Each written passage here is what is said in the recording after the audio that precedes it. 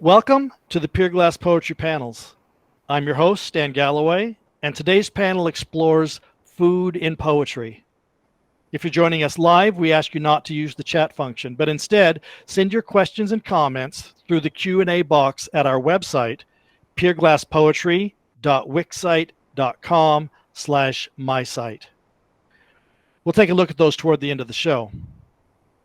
Before we meet our first poet, I want to first apprise readers and viewers of a call for submissions for an anthology of food poetry, which I'm helping put together, entitled Savor, Poetry for the Tongue. You can see that call at friendlycitybooks.com/savor. Submissions are open through the end of September 2021.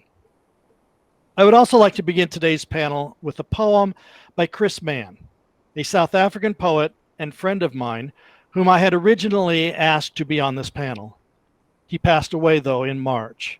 Honoring his life and his work, I'll read from his 1997 book, Horn of Plenty, a poem entitled Of Daffodils, Pumpkins, and the Moon. For this poem to work, one must understand the pumpkins in the poem are white.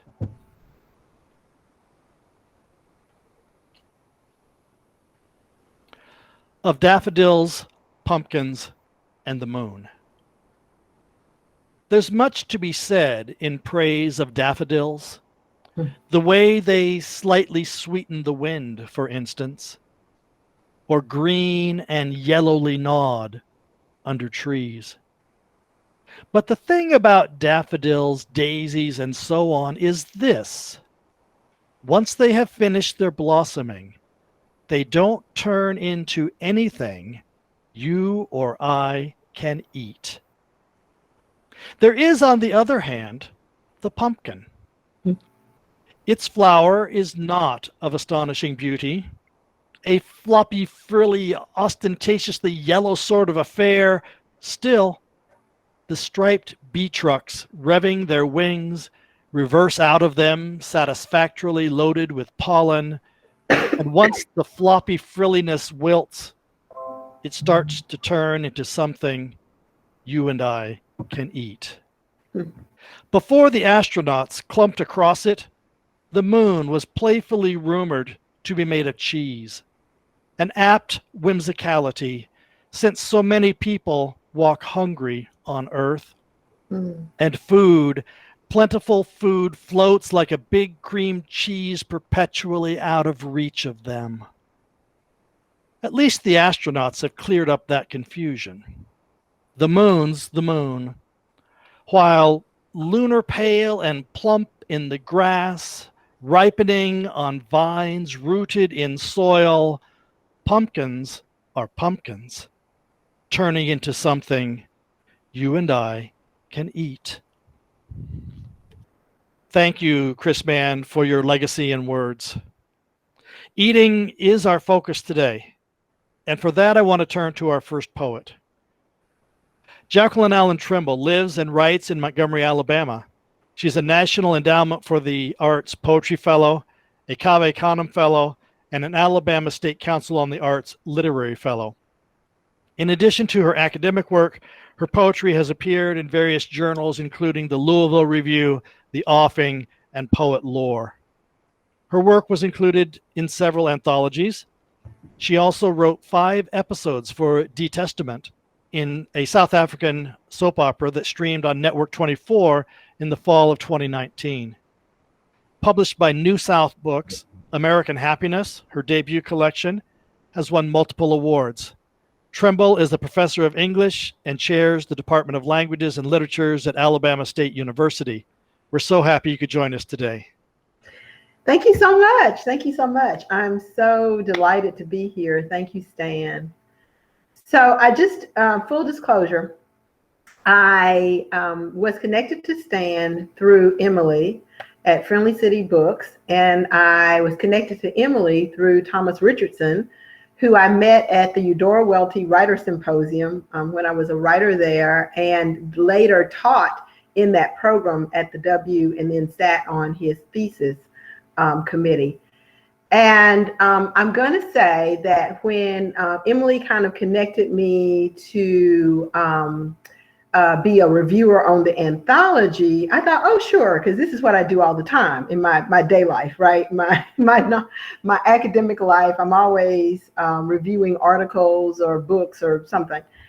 And but then when she reached out, or reached out to Stan, and he reached out to me about talking about food poetry, I thought,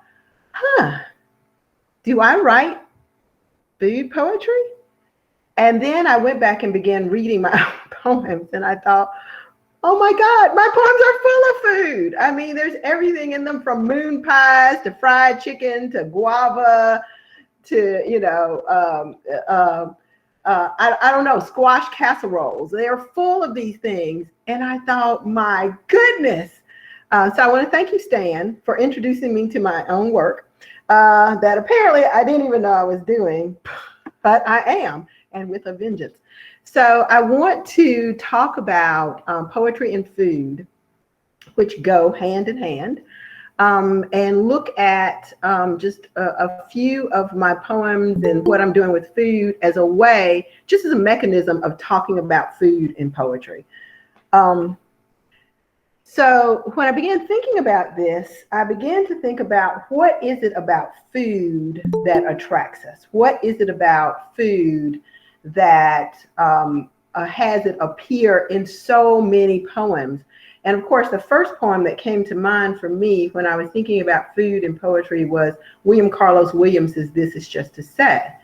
And I'm sure you're all familiar with it, but just to remind you, this is just to say, I have eaten the plums that were in the ice box and which you were probably saving for breakfast. Forgive me, they were delicious, so sweet and so cold.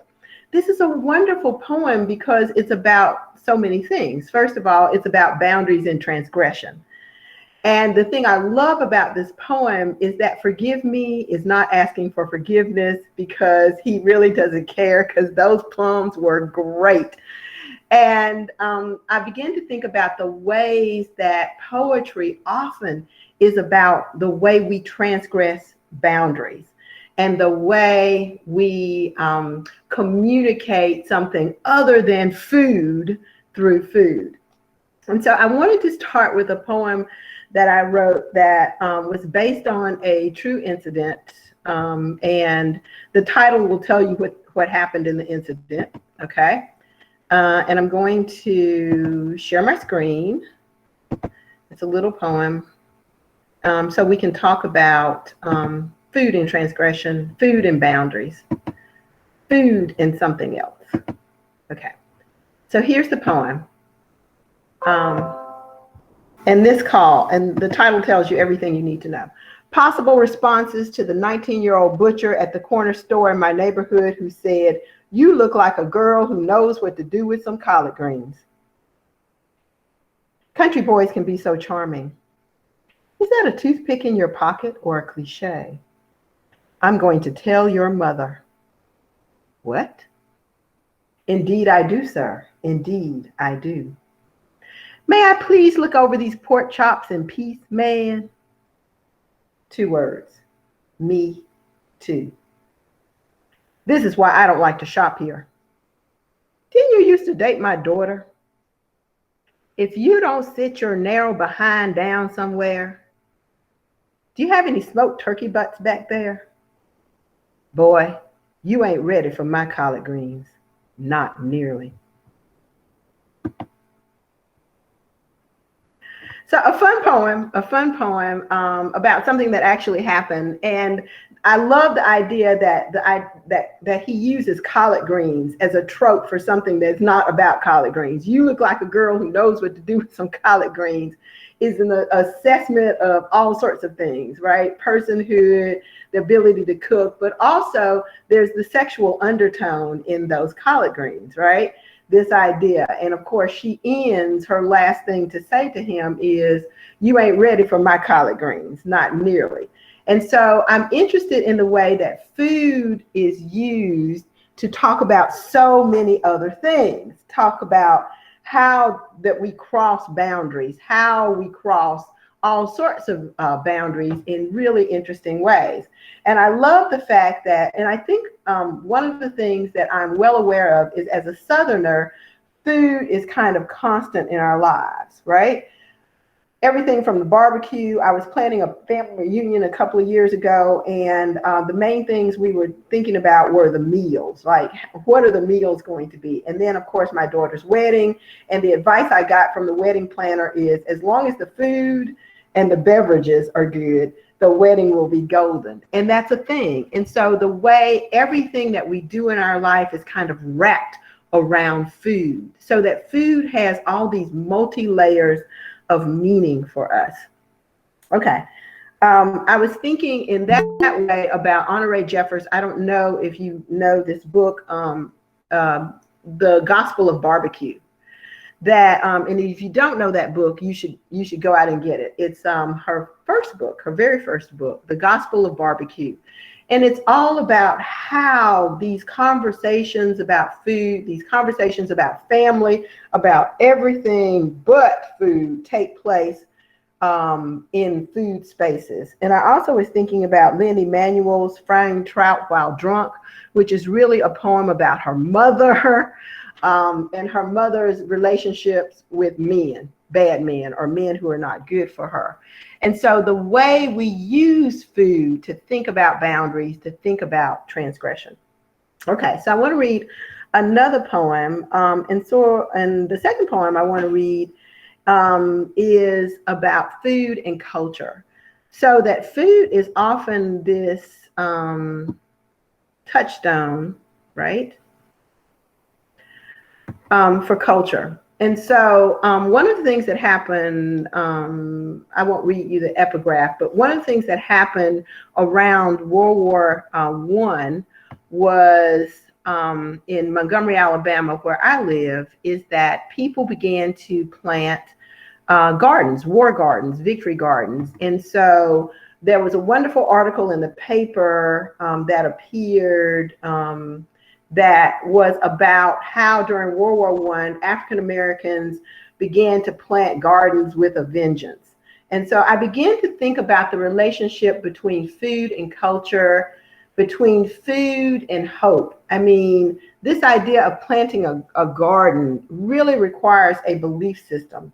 And it's a belief system, I think, in the future. And so I wrote this little poem in honor of that occasion. And this was actually a poem that was written to dedicate a contemporary victory garden in celebration of those days of World War I a couple of years ago. And it's called Garden Days.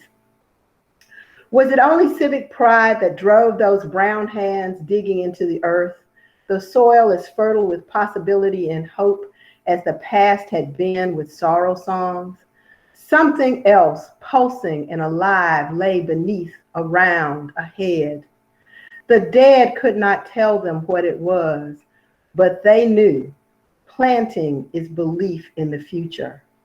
So they turned their eyes to the dirt and kneeled like clerics upon the furrowed ground. Each seed they dropped was a prayer for beans and corn and tomatoes and love, for okra and collards and justice and peas, for carrots and beets and the country they claimed, even when that country did not claim them. They offered tears when there was no rain. When there were pests, they sang them away. Their faith tended the callow shoots, the unfurled leaves, until the vine sprang thick with joy. Only the free can imagine. What would they think of their harvest, these gardeners who made gardens of gardeners, who grew a bounteous crop of fruitful generations? So I wanted to think about in that poem how planting is really about belief in the future, and how no matter what's happening, we have food. I remember my father was a farmer, and I grew up on a farm. And so there was always tons of food, always just tons of it. And that this idea of bounty, this idea of passing on the land, passing on the bounty to generations is so important and so culturally significant, because to have a land, to have a space to grow your own food, to have a space to plant your own garden, to have the wherewithal, the will, the opportunity to harvest your own food becomes a very big thing. It's a mantra again. It's an actual thing against hunger. It's a mantra against lack. It's all of these amazing things that food can do. Okay. And so I want to read two more little poems and sort of talk about them a little bit. And this next poem is about food and sensuality. So food becomes something that is very sensual. You know, it's touch, we touch it, we consume it, we literally put it in our bodies. And so I wanted to, in this poem, I'm connecting basically food and sensuality and sexuality, and thinking about how we move from the mundane to the lush. And the lush is often associated with food. And so it's a little poem. It's called Incantation. Let the dishes go unwashed and the children uncalled. Let them run forever through pools of streetlight. Put the dog out and let the cat go too. Unhinge our house and come to me. Mountain, blue, cup, lush, blossom, fire, kumquat, tongue, mango, mouth, sassafras, maroon. Open me a ripe papaya. And so that food becomes something very exotic. And so we move from this ordinary daily chores, washing dishes, to the exotic. And the exotic, though, is brought in through food. Kumquat, mango, papaya. You know, it takes us to another space. So the last poem I'm going to share with you is about food and belief. As a Southerner, am I muted? No, okay. So as a Southerner, everything at church revolves around food. If there is a church program, there's going to be a repast. If there is, you know, whether it's Easter, holidays, Men and Women's Day, after church, just because, there's always food, whether it's cupcakes or big spreads. And at our church, you know, before COVID, there were always these big spreads. And so in this poem, I'm using food to talk about, again, we're talking a little bit about transgression, but also to identify those women who cook the food, and that type of woman who is often the one who is responsible for the feeding and care of the congregation. And so that positionality of cooking and providing the food is not always a nurturing position, even though we associate food with nurturing. But in this particular poem, it's about power. Food is power, particularly in the church setting. And so this last poem is called Church Women.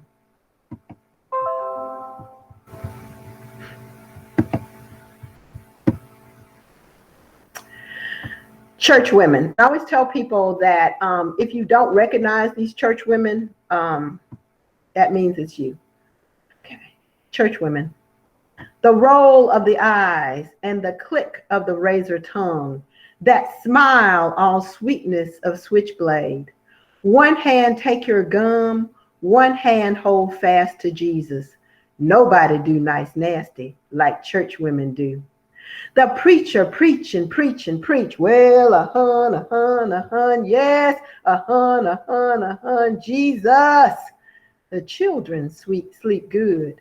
Fried chicken rise like Satan from the fellowship hall.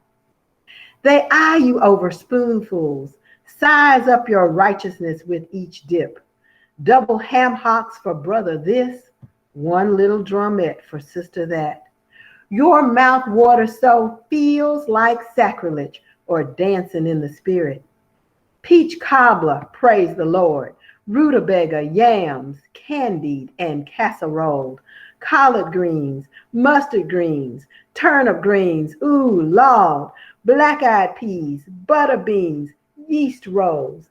neck bones, pig ears, Watergate salad, ham, and no, you may not have more mac and cheese until all are served. Praise God.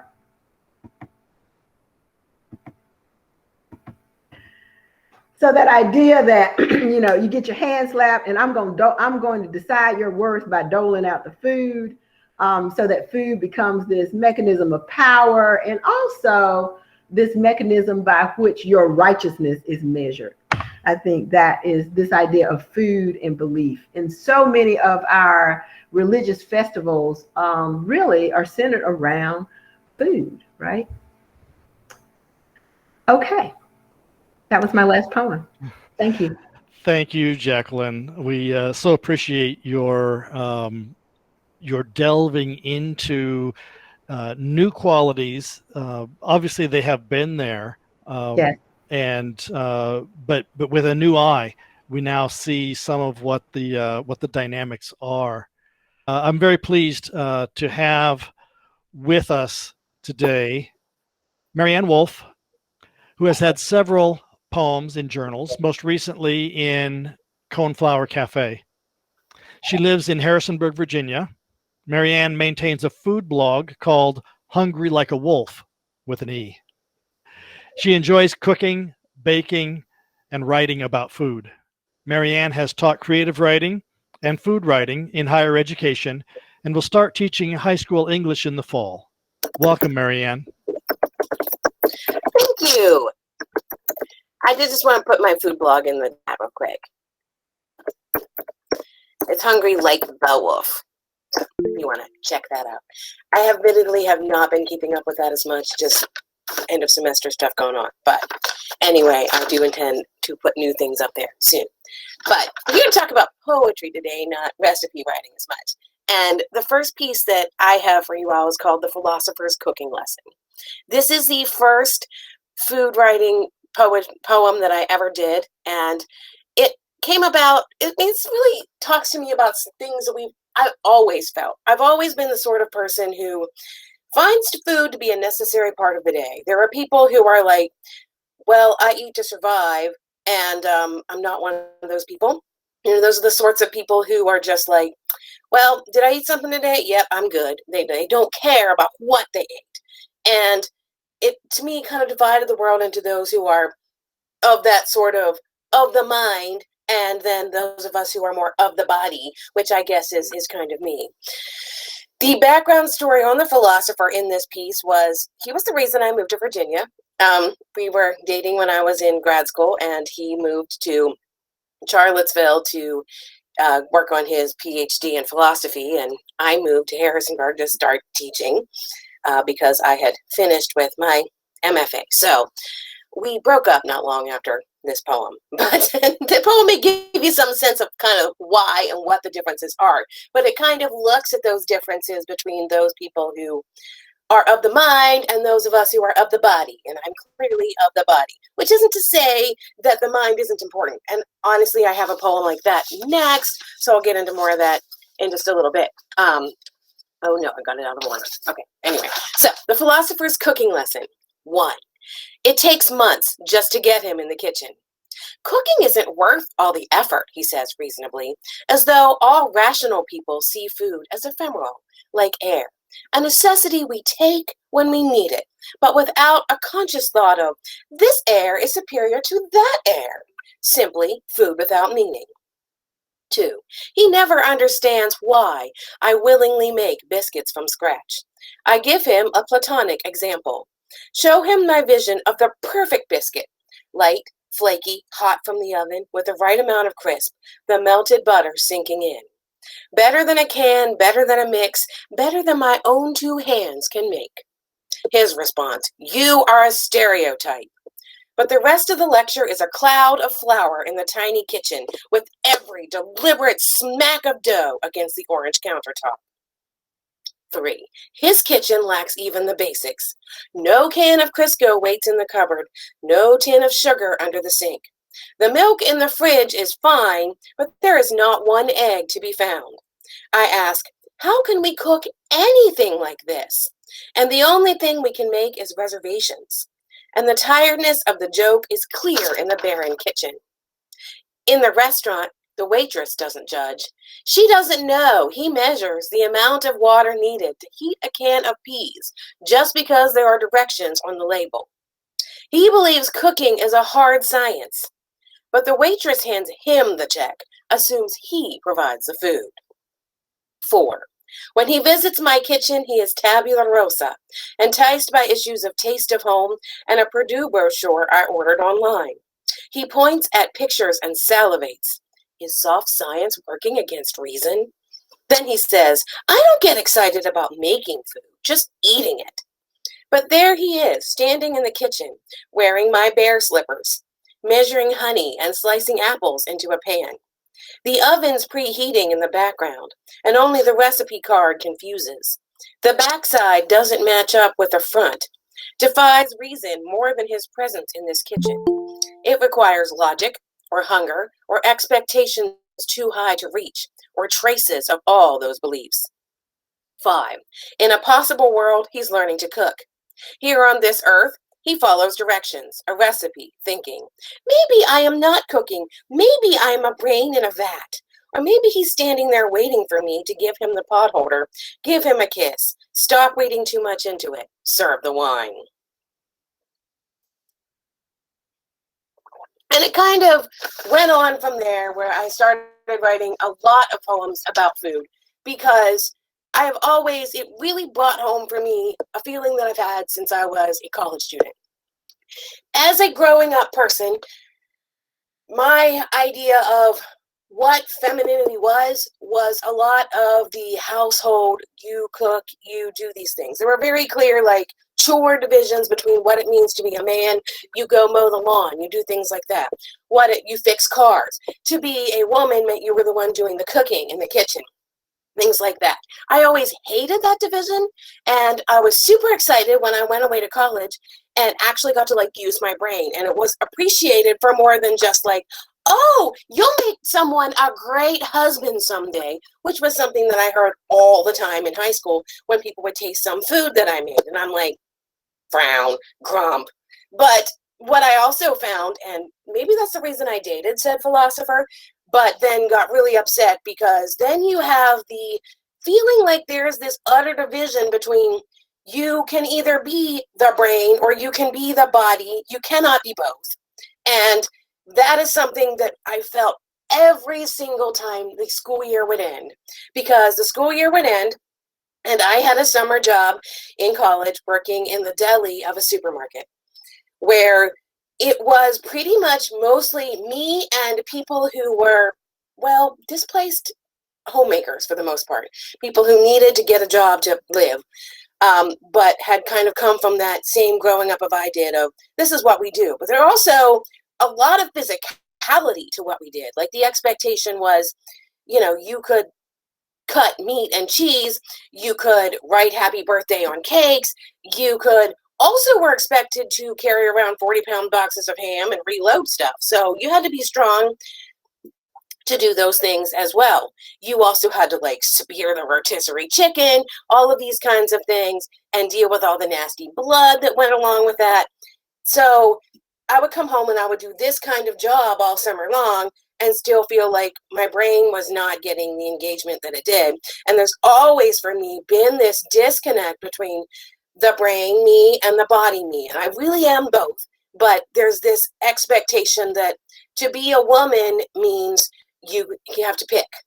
And you can be the homemaker, the body me, or you can be the brain me. And neither of those things really works. It's both. So I wrote this piece actually this spring that really kind of looked at that feeling that I get every year. It's called Deli Duality.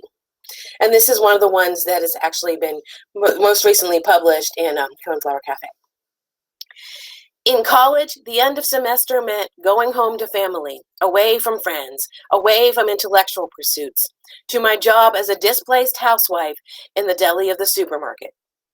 Slicing chopped ham and writing on cakes in a hand much neater in frosting than on paper.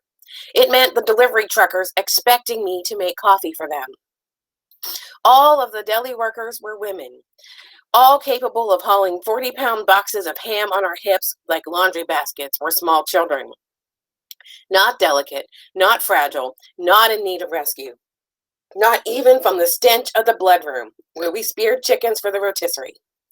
We were able to weigh cheese exactly a pound in the palm of our left hands. We were beautiful enough to be distracting to the produce stocking boys, even in our green smocks and hairnets. A break was 15 minutes sitting on the pickle bucket in the corner, away from the smoky break room, and so very distant from my student life. German translations at the dinner table, the politics of medieval Denmark, calculations to track the nearest star. These thoughts stayed a 2-hour drive over windy mountain roads, nearly light years from my pickle bucket. So, yeah, I mean, I'd already come from that kind of a life, and that feeling that femininity meant you either could be the body, or if you wanted to call yourself a feminist, you'd be the brain, but you weren't allowed to care about food at all if that was the route that you chose. And I always, always hated that because I am both. And so one of my goals is to try to understand femininity as being both of those things, not having to feel like that picking and choosing. But that's something that shows up a lot in my writing, and I know that. The next one comes from my years of working in a restaurant, because before I was at Bridgewater, during the 5 years I was an adjunct at JMU, I had to have a second job to make ends meet because you can't live as an adjunct. And so I worked as a server in a restaurant, a Caribbean restaurant that was run by a couple. She was from Puerto Rico and he was from Albania. And it was pretty interesting. I learned a lot of stuff, but it also was kind of a very weird dynamic. And he was mostly the husband, who was Albanian, was the chef and did most of the cooking. And he had some interesting chef characteristics in that sense, that stereotypical kind of control thing. Like I could come in there some days and we could work together like a happy little team and everything would be awesome. There are other days when he would be like threatening me, and it was not a good relationship in a lot of ways like that. But there definitely brings up those ideas of power and control with food. And examples like he would make me, after he had a bad day, there would often be apology soup, which was what I called it, which would be this amazing meatball soup that I loved. And he knew I would love that. So he'd be like, I made this for you. And it would be his way of going, I'm sorry for being just insert your choice of bad word here, the day before. But yeah, so guidelines for eating kind of gets into some of these control issues that we have surrounding food. And the little girl who repeats things was an actual child who was in the restaurant at one point, who just kept saying these same things over and over, and these repeat throughout the poem. So, guidelines for eating. Do you like peas? Do you like rice? Asked the little girl in her high chair. Maybe it's when we are her age that we first learn the truth about food. It's when we make our choices to be eaters or starvers in times of crisis. Maybe you didn't grow up that way, he says, but I'm European. Do you like cheese? I made that soup for you. I know you love meatball soup. Would you cry if I told you to go in the kitchen and fix yourself a bowl? Do you like ham? We had ham for Easter. Why are you crying? It's not like an airplane has crashed. It's not like your mother has been hit by a bus. Do you like peas? Do you like rice? You shouldn't eat that bread and butter. Butter is all fat. It will kill you. Go ahead. Here, take this. 2 pounds of butter tumble across the counter. Do you like cheese? There are times when a woman wants salt or chocolate, at least comfort in the form of bread or peas. And there are times when this man eats an entire can of condensed milk. It's a treat, he says. Where I grew up, this stuff was over $2 a can. Do you like ham? We had ham for Easter. I know the planning, the time and preparation that go into making ham for Easter or into a bowl of homemade soup. I know how hard it is to taste a gift when it comes with words so often repeated, words that pass through the filter between brain and mouth as easy as water through a colander. Do you like peas? Do you like rice? Do I have time to do one more? Yeah, go right ahead. Okay. My last one is my most recent piece. And this one is playing on how many cliches we have that are out there about food. The idea of just so many of them. And one that just came into my mind one day was about don't put all your eggs in one basket. And it really just made me think about, okay, well, I kind of get the idea behind that as being, if you have everything in one basket, if anything goes wrong, your whole plan is wrecked and ruined. And that's often true when we try to make some big, complicated meal. However, if you really think about it, the concept of don't put all your eggs in one basket is pretty ludicrous because it doesn't make any sense if you're actually out there gathering the eggs. And so I wrote this piece called Wool Gathering on Gathering Eggs. So it's a little bit about cliches, it's a little bit about advice people give you, and I guess it's a little bit about math. So, how many baskets should I use to gather eggs? I do not own an apron, so I can't grab them up in that and sort them later. And just because I bring one basket into the hen house, that doesn't mean that I will keep the eggs all there. I have some cartons from grocery store days that I use for sorting. But your advice not to keep them together in case something happens to that basket? What, you think my cat is going to leap under the counter and kick it over? Maybe I should carry a dozen baskets to collect 6 eggs and do complicated math to determine which baskets get eggs and which stay empty. And also balance all those baskets, half empty and the rest far from full, because if I drop one, there's a 50% chance I've dropped nothing. Or maybe I should take the chaos route and bring all the baskets in and set them round. Every time I find an egg, I'll fling it randomly toward a basket, hoping it will stick. If there were egg insurance, I'd be uninsurable. But the most sensible way to gather eggs is the one that you're advising against. So, my final piece of food writing advice and food poetry advice: do it your way. Don't worry about those people who tell you the thing like you have to pick between your brain and your body. You don't. You need both of those things. Feed your brain, feed your body. Eat the food. The food is delicious. Enjoy the sensuality of the food, as Jacqueline told us. I have poems on that, but I didn't have time to read them. And just do the thing in the way that makes the most sense for you. Thank you so much, Marianne. I enjoyed every poem that you did in its new lens, its new facets on food. And I will honestly say I haven't thought so much about food since about, a half an hour ago when we started this panel. It's amazing how much food is integral to our lives, not only as a sustenance for the body, but as metaphor for living. And I want to thank you for the poems that you gave us in that regard. And because all of our panelists are in one panel, I need to go on to our third panelist for today. Hiram Larew's 5th collection will be published by Atmosphere Press.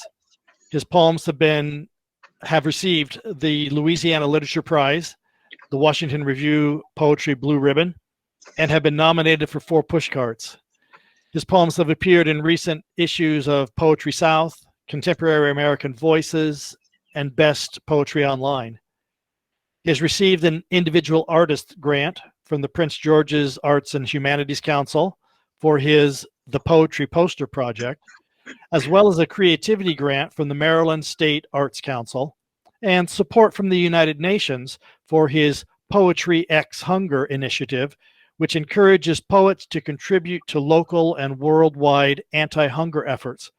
We're so happy to have you with us today. Thank you, Stan, and thanks to you and to Morgan and the whole Pier-Glass team for offering this platform and discussion today about food and poetry. What a terrific and kind of unique opportunity. And it's a real honor to be on the very same panel with Professor Trimble and Marianne Wolfe. Terrific to hear their thoughts and their work on the wonders of food, the many facets of food that really make us human. For the time that I have here, I'd like for us to kind of change channels for just a few minutes and to talk about the flip side of what we've been discussing thus far, namely the kind of bounteous nature of food, and instead talk about the haunt of hunger. And to get us started, I'd like to open with a poem by Marge Piercy, which appeared in the September 2013 issue of a journal that is no longer with us called Word Soup. Ms. Piercy's poem is titled "Statistics Don't Talk Loud Enough." Millions of families with children face hunger. Bureaucrats call it food insecure. I call it pain. I remember when we had only beans and potatoes in the house. I remember 3 weeks of oatmeal for every meal. But at least we had something to fill our bellies. Over a vacation in college, I was broke, made a stew. By the 4th day, I was eating water and flour. People fast voluntarily for health, religion. But hunger eats you from inside. After a while, it's all you think. You want to sleep. You don't care what teachers say. You're hollow, empty of all but hurt. Hunger in the United States and around the world is on the rise. This when groups like Bread for the World indicate that hunger should be entirely preventable. But in fact, today, nearly 1 billion people globally are food insecure or hungry. And for example, famines in Zimbabwe have recently been in the headlines.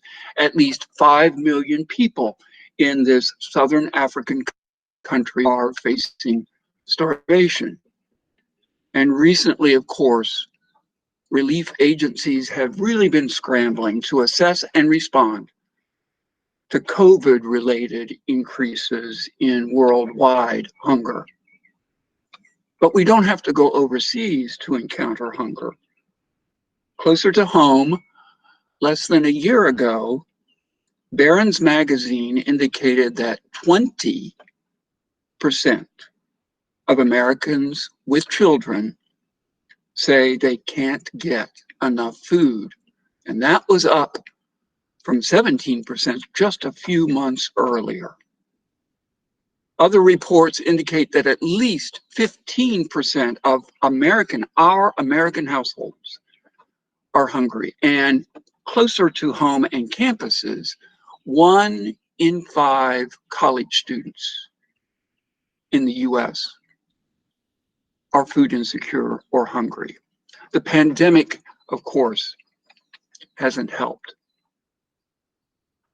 While all kinds of traditional tools that are science-centered, environmentally attuned, economically savvy, and or culturally appropriate tools for fighting hunger, while all these kinds of tools are being used to reduce hunger, my contention is that in order to make headway in this struggle, it's going to require help from all quarters, all tools in the toolkit, including the arts toolkit. That's why I started an informal initiative a few years ago called PoetryXHunger to enlist the help of poets in the fight against hunger.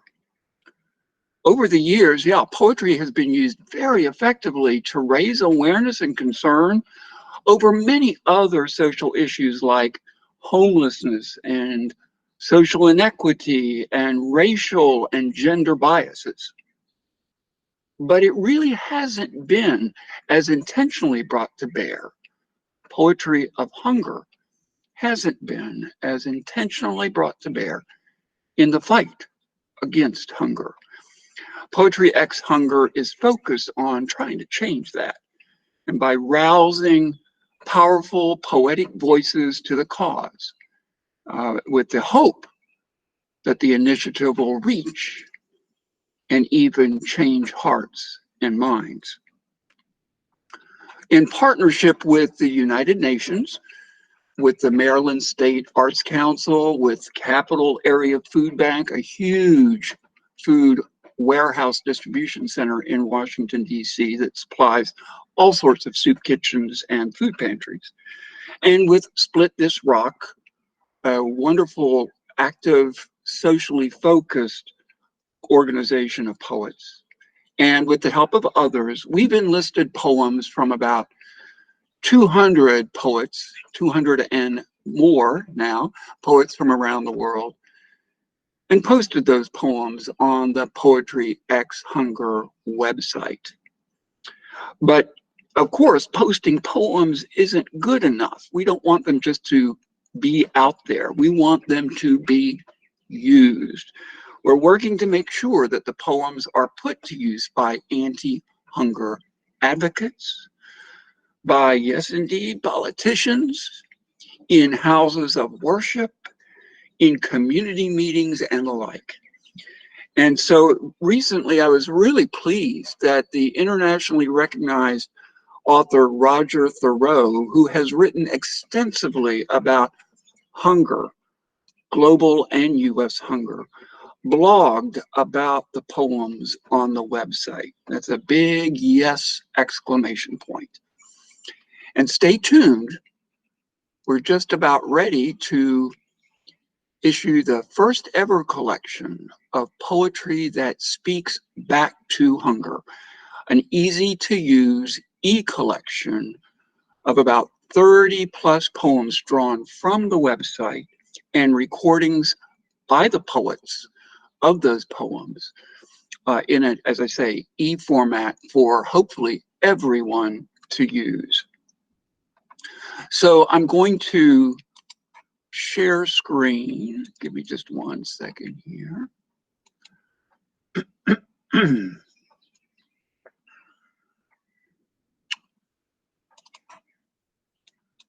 Our logo, hopefully you can see the logo.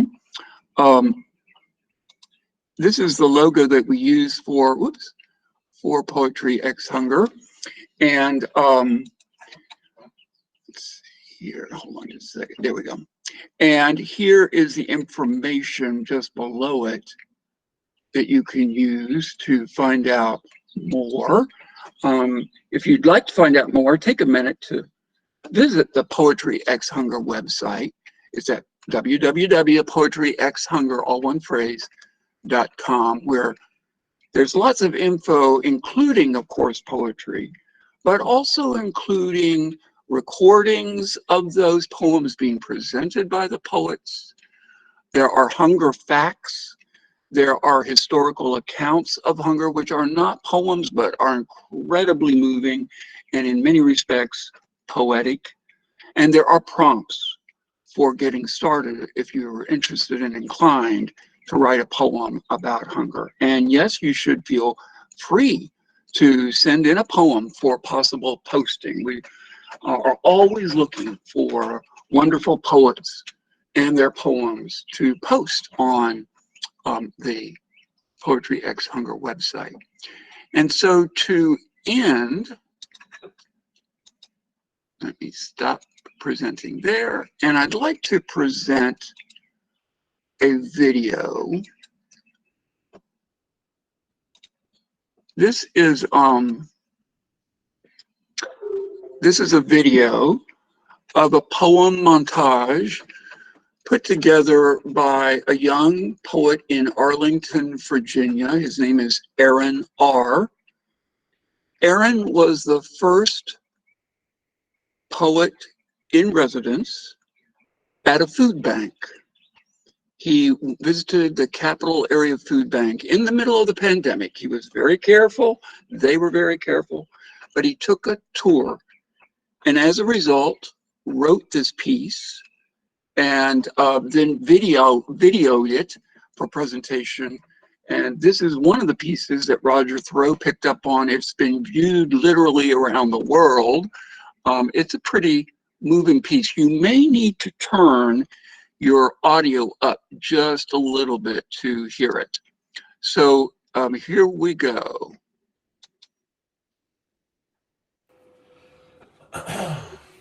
Hello, nice to meet you. My name is Hunger. Not just a craving for a particular taste that makes you wonder. I'm talking about the one that gives you pain when you slumber. The one that has cars packed in both lanes with people waiting to take a number. This pandemic that we're under, that doesn't bother me. In fact, I'm even more visible due to problems with the economy. This has made me increase. Children can't go to school, so that's a few less meals that they can eat. And parents are unemployed now, so that's less money they have to make a feast. This world is so greedy, they aren't looking after the needy. Everyone is not succeeding. Success can be so fleeting. We aren't even talking about the ability to make money. We're talking about the ability to be eating. If lack of food is the problem you sow, then me as hunger is the one that's reaping. The richest country in the world, so we have the means, but I don't know what that means. Together, everyone achieves more. Are we no longer a team? It's 2020 and it still seems that we're dealing with the same problem that Capital Area Food Bank saw when they first started this dream. Now that team gives 30 million meals of food away yearly, and there's still people out here starving dearly. 100,000 square foot food distribution site, 450 distribution places, something is going right. Curbside groceries, food banks weekly, daily, even through the night. They're doing their job clearly. But in the nation's capital, where there's lots of capital, there's still children starving. I want the rich people to hear me. The poverty people, they fear me. They have all types of needs, high cholesterol and diabetes. Having food to eat shouldn't be a privilege, but a basic life necessity. To stop me, it's no particular skill to it. I'm just not sure people have the will to do it. The resources are available. I'm in every city, everywhere you go. If we can make sure that everyone has gloves and a mask around their face, there's no reason we can't make sure that everyone has food across their plate. I'm hunger. I'm not a matter of what's wrong or right. While some of you are living a good life, I'm ready to take over somebody who doesn't know where their meal is coming from tonight. I'm hunger. So stop me or keep watching me. Continue to affect millions of people as food becomes an unaffordable luxury. I'm hunger. Nice to meet you. So that was a video by Aaron R. of his poem, performing his poem, My Name is Hunger. And with that, Stan, I'll turn it back to you. Thanks so much. Thank you so much, Hiram, for giving us the other side of the bounty that we saw presented in the earlier two panelists. I was reminded of an example that I used in class recently about a hoof print. And this is an image from a poem by Dan Wiley, a South African poet. And in that poem, whose name I don't recall at the moment, he talks about the hoof print is actually nothing. We only see the nothing because of what's around it. And that's kind of what hunger is for us in this panel on food. We see what's around it. We see where the food is, but we don't see where the food isn't. And I think that's a very important reminder for us.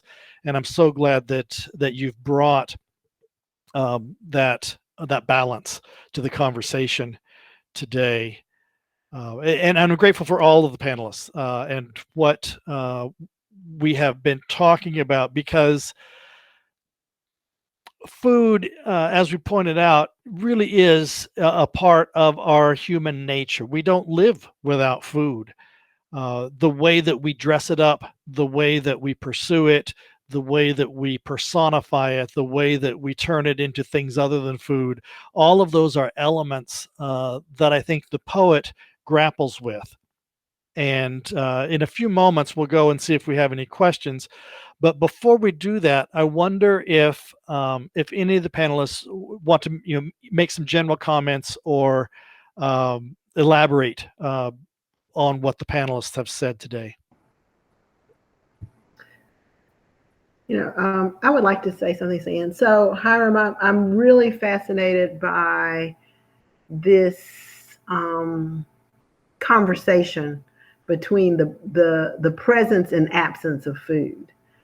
And I think it's really interesting because the other sort of part of hunger is the physical effects of hunger, but there's also the kind of cultural and psychological effects, relative to not being able to provide for my children. And because food is so cultural, is so much a part of the way we interact with each other. What does it mean for me if I don't have food, beyond just the sustenance, And so there's often an element of our churches contributes to the food bank, and we're creating a little box where people can come and get books and food. Just, no questions asked, books and food right in front of the church, and other little items. And I'm also reminded of the shame that's often associated with the absence of food. And that sense of, I was listening to the poet when he was talking about, not everybody has success. And so how do we deal with also helping people with food and also helping them maintain their dignity relative to food, because it is such an important cultural marker. Yeah, anti-hunger groups grapple with that key question, Jacqueline, all the time about the stigma associated with, for example, what we used to call food stamps, or what's now called SNAP, Supplemental Nutrition Assistance Program. And it's a kind of a key dimension of appropriately offering food in ways that are dignified. Yeah. And there's a lot of grappling with that. I'm often asked, well, I've never been hungry, so I can't write about a poem about hunger. Well, you never want to assume anything about a poem, but from Miss Piercy's poem, I'm kind of assuming that she perhaps experienced hunger when young and then escaped it. And then looking back, wrote about that. And obviously, if that's been the case, then she can write with a great deal of authority and genuineness. But I don't think you necessarily have had to be hungry to write about it. For example, I've often asked the question of myself and others, well, I'm not hungry, so why are you? I mean, I think there are all sorts of dimensions to the hunger problem that all of us have something to contribute to and offer. So I invite all comers, so to speak, to speak up about it. Yeah. Because I'm sorry. I was going in a slightly different direction with things, but was thinking about how it makes me think of a poem that I always have students read, and that is called Why I Hate Raisins, Natalie Diaz. Because that one always brings up to some cultural issues and how, as children, we don't always realize what's going on. What we see is what we're used to. Yes. And when we see in that poem that, she only had raisins to eat, and she didn't realize that when she ate all the raisins, her mother ate nothing. Right. And she did not realize that until she was an adult. And she was just, why can't I have a peanut butter sandwich? Like why everybody else? And and her mother was, of course, upset at her because she was doing all she could. And so there's also that difference between what children think and what adults think. Yeah. I was going to say, really something to touch on that too is how much we take food for granted. And the poem I was thinking about is, not even realizing that there was food in my poetry. There's food everywhere in that poetry. but because we take food for granted, you know, we take food for granted. And I think about how much food I throw out of the refrigerator. And I actually have a poem called World Economics that is about people being literally people being hungry, and children in Haiti, or people in Haiti, making pies of dirt, of government issued dirt, to sell to people who are hungry. Jacqueline, we would love to post that poem if you'd be so inclined. Seriously. Yeah, you know, one of the things that I've been kind of interested in too is hunger is certainly present with us today, and it's present with us as close as our next door neighbor or even within our own households. But it also has a historical dimension. Basho in the 1600s, the master haikuist, wrote a haiku about hunger without ever using the word hunger. It goes, "For this lovely bowl, let us arrange some flowers, since we have no rice." And so the point is, it's been around forever. But when I started to look for poems about hunger, yes, I did find some, but not many. The other thing about the history of hunger and of food, and a key dimension of it, is that it often has been used as a weapon of war or suppression. And there are some incredibly moving accounts of, for example, the Irish potato famine and the famine in Ukraine recently, that Nicole pointed me to, Stan, that indicate, you know, how food has been weaponized. So it's got all sorts of, as we say, facets. It's joyous, but it can also be very problematic. Yeah. Wow. Thank you, Hiram, and all of you for pointing out. It's a little bit, you know, to mix metaphors slightly. It's a little bit like a fly's eye. You've got all these different facets from which to look into or out of the idea of food.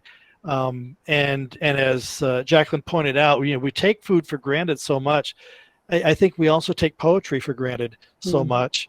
And I love what Hiram is doing, because he's bringing both back out into the forefront, being purposeful about the way we talk about food and the way we talk about poetry, the way that we intersect both to say, you know, these can work together. You know, just as any part of our human nature contributes to how we respond to the world around us, both poetry and food are elements that would be included in that. Let me go over and see if we've got anything from Brittany.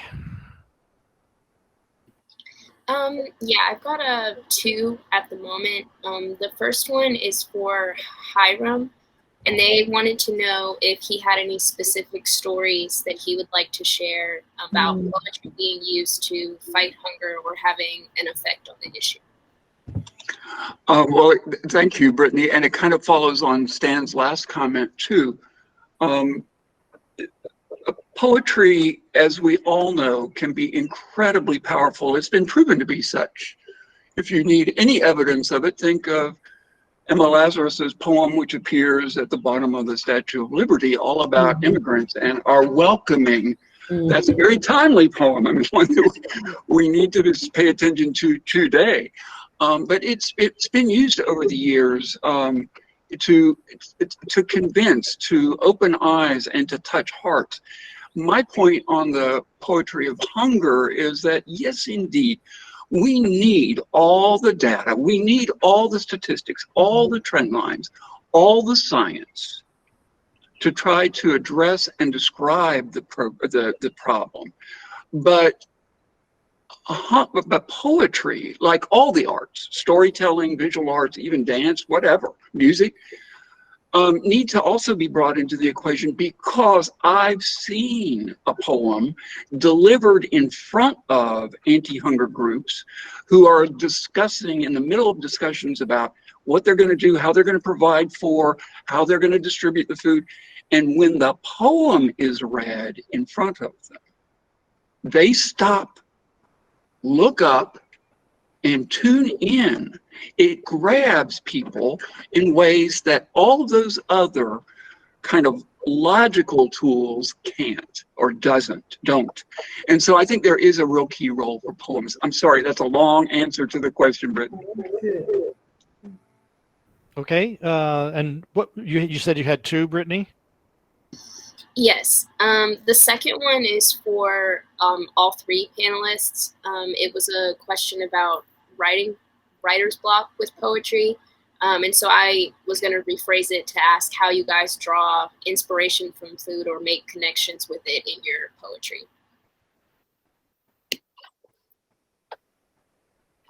For me, it's random. Things just show up and I cannot stop until I write it.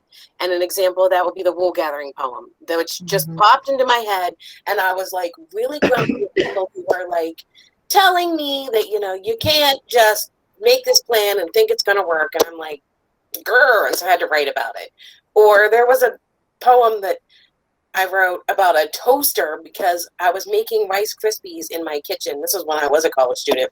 And the toaster was there and this line just popped into my head and nothing, it would not go away. Fine, I'm like, I'll sit down and write the toaster poem. And usually that's where it is. Or it's just like I wake up with just this idea and it will not go away. Now, when it comes to how do I make an idea happen, good luck with that. It does what it wants to. It's not like I can turn the tap on and all the ideas flow out. Although when I do, it's why have one idea when you can have them all? It's like shower, not trickle. So, but there's that. For me, it's my poems are often responses to things I see in the world. I write based on things in the newspaper in real life. And I live in Montgomery, Alabama, which is a town of juxtaposition. And the street I used to live on was West Jeff Davis Avenue, and the cross street was Rosa Parks. So I lived literally at the crossroads of West Jeff Davis Avenue and Rosa Parks. And every single place I look, and I write mostly about social justice, every place I look, it's these juxtapositions. And because I think as I said, I'm a Southerner, food is an ordinary part of that. So my problem has been literally I am crammed full of ideas for poems because they're just bombarding me 24/7. Is just having the moment to put them down. And I wanted to say a word about writer's block, because I teach creative writing and I tell my students there's no such thing as writer's block. Writer's block is just, you've decided to procrastinate.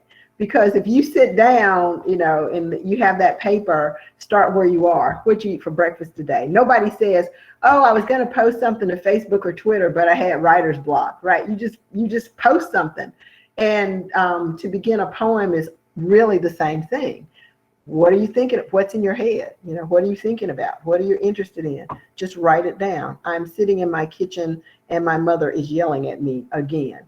And then if you just keep writing that way, all of a sudden a poem will appear, and it will be a poem about, your crazy brother. It's not even going to go or about war. It will not even go in the direction you think it is, but just be open to just write it and stop worrying about it. And Brittany and Stan, I would just echo what Jacqueline and Marianne have said. They've answered their question, I think, really, really well. Yeah, and I think about that I wouldn't have agreed with Jacqueline until she explained what she was saying. because there are times that I think I don't know what to write. Mm-hmm. But it is a matter of me not accepting what is right in front of me. And so you convinced me by the time you were done Thank you. that I don't have writer's block, but instead there is always something to write about if I simply choose to do it. Now, whether or not it's going to address a particular prompt or a particular assignment that a student might have, that's a different matter. And so, for example, my students are all going to write a food poem for me today, and hopefully they've all eaten in the last 24 hours, so that they can go back to something that they have eaten. But as Hiram points out, that's not a guarantee. If 1 in 5, that means I've got potentially 4 students in my current class that may not have eaten today. So, I want to be sensitive to that. We're going to wrap up here, and I just wonder, let me first just check, make sure there's nothing else with Brittany. Okay, we're all clear there. Each of the panelists, if you have anything you want to end with, or if not, just kind of wave at me to say I'm not going to add anything. But anyway, final comments. I just did want to say I did write that down, that nobody says I couldn't post to social media because writer's block. And so that's going to be my new, I don't know what to write. What would I post? Right. Although it does make me think about the idea of why I choose not to post things. And that also just means it might not be a poem that I would ever publish anywhere. It's just the kind of thing that you write because you need to get it out of your head. Well, that goes to what Stan said about, it may not fit the prompt, because I think what happens is really we're thinking about it being successful, and whatever the heck that means. But what difference does it make? Just write it. But it doesn't matter. Should I share this with somebody? Yeah. Maybe it's not ready. Maybe it's just me feeling my feelings, and that's good too. Just maybe not something other people need to read. So it's successful as a mental health exercise, but maybe not going to be successful as something that I should let other people see that side of me. And Stan, as we wind down too, I simply want to. I think I can speak on behalf of the other panelists in thanking you and Morgan and the class for being here, and especially for providing this kind of platform for us to kind of explore, wander a little bit, think collectively through the wonders of Google Meet about food and its intersection with poetry and the many, as you said, fly-eyed facets of food. And I'm really, really interested in making sure that folks tune into your Savor collection, and hopefully you'll get lots of very wonderful submissions to that. That's a great initiative. So thanks, Stan and Morgan.